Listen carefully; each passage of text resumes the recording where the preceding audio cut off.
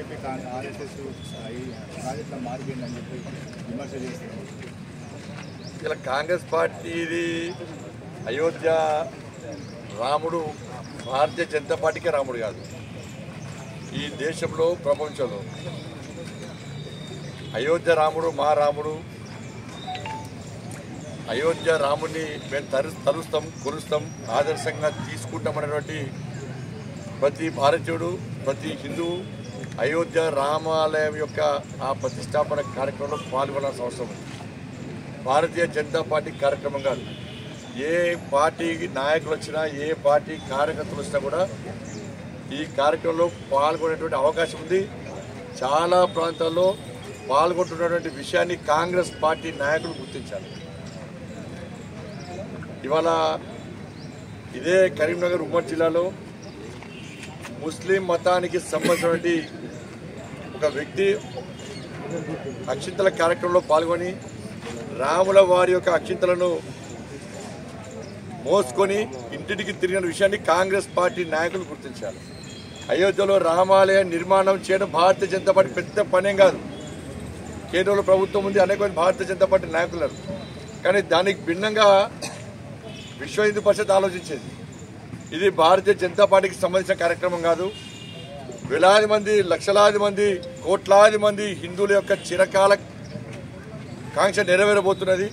ప్రతి ఒక్కరి భాగస్వామ్యం కావాలని చెప్పి ఆలోచనతో రాజకీయాలకు అతీతంగా హిందూ సమాజం నుంచి సేకరించిన నిధుల ద్వారా మన అయోధ్యలో దివ్యమైన భవ్యమైన రామ మందిర నిర్మాణం జరగాలని చెప్పి కోరుకున్న సందర్భంలో దేశవ్యాప్తంగా మతాలకు అతీతంగా, రాజకీయాలకు అతీతంగా అనేక మంది ఇవాళ ఈ విరాళాల సేకరణలో పాల్గొన్న విషయాన్ని కాంగ్రెస్ పార్టీ గుర్తించాలి. అప్పుడు రాని ఇబ్బంది, ఇన్ని సంవత్సరాలు, ఇన్ని రోజులు లేని ఇబ్బంది ఈరోజు కాంగ్రెస్ పార్టీకి ఎందుకు వచ్చిందో స్పష్టం చేయాలి. నేను విమర్శ చేస్తలేను, కాంగ్రెస్ పార్టీ నాయకత్వానికి సూచన సలహాలు చేస్తున్నాను. అయోధ్యలో రామ మందిర నిర్మాణాన్ని మీరు వ్యతిరేకిస్తున్నా? అయోధ్య రామ మందిర నిర్మాణంలో అన్ని రాజకీయ పార్టీ నాయకులు, కాంగ్రెస్ పార్టీ నాయకులు, క్షేత్రస్థాయిలో కాంగ్రెస్ పార్టీ నాయకులు కూడా స్వాగతిస్తున్నారు, దీనిలో పాల్గొంటున్నారు. మరి ఆది నాయకత్వానికి సమాచారం పోయిందో లేదో? మరి కాంగ్రెస్ పార్టీ ఆది నాయకత్వం కింది స్థాయిలో కాంగ్రెస్ పార్టీ కార్యకర్తల మనోభావాలను కాపాడుతుందా, కాపాడదా? క్షేత్రస్థాయిలో కాంగ్రెస్ పార్టీ కార్యకర్తల ఆలోచనలను కాంగ్రెస్ పార్టీ ఆది నాయకత్వం స్వీకరిస్తారా, స్వీకరించదా?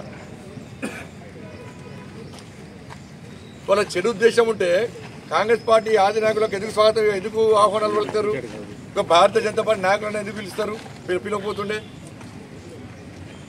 కాబట్టి భారతీయ జనతా పార్టీకి సంబంధించిన కార్యక్రమం కాదు. అన్ని రాజకీయ పార్టీలు, అన్ని వర్గాల ప్రజలు పాల్గొనేటువంటి ఒక ధార్మిక కార్యక్రమం. ఇటువంటి కార్యక్రమాన్ని వివాదాస్పదం చేసే ప్రయత్నం దయచేసి చేయదు. ఏడ భారతీయ జనతా పార్టీ కార్యకర్తలు కండవలు ఒప్పుకోలేదు. అన్ని పార్టీల నాయకులు పాల్గొన్నారు, అన్ని వర్గాల ప్రజలు పాల్గొన్నారు, ప్రజలు స్వాగతిస్తున్నారు. చాలా ప్రాంతాల్లో మా ఇంటికి, మా ప్రాంతానికి అక్షింతల రాముల వారి అక్షింతలు రాలేదని చెప్పి రోడ్ల మీదకి వచ్చి ఆందోళన చేస్తున్న సందర్భాన్ని కాంగ్రెస్ పార్టీ ఆది నాయకత్వం దీన్ని వ్యతిరేకించిన పార్టీలు గుర్తుంచుకోవాలి. ఒకసారి మరి ఇంత స్పందన వస్తున్నప్పుడు అందరూ కూడా కలిసికట్టుగా పాల్గొన్నారు. మళ్ళీ కాంగ్రెస్ పార్టీ ఆది నాయకత్వానికి భారతీయ జనతా పార్టీ జాతీయ ప్రధాన కార్యదర్శిగా, ఒక మెంబర్ ఆఫ్ పార్లమెంట్గా నేను సవినయంగా విజ్ఞప్తి చేస్తున్నా. అందరం కలిసి పాల్గొందాం.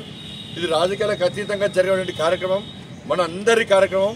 అందరూ కలిసి 22 నాడు జరిగేటువంటి ఈ ధార్మిక కార్యక్రమంలో, ఈ బృహత్తర కార్యక్రమంలో ప్రజలందరూ ఇలా ఎదురుస్తున్న కార్యక్రమంలో మీరు కూడా రావాల్సిందిగా మరొకసారి విజ్ఞప్తి చేస్తాం. బీజేపీ రాష్ట్ర అధ్యక్షుడు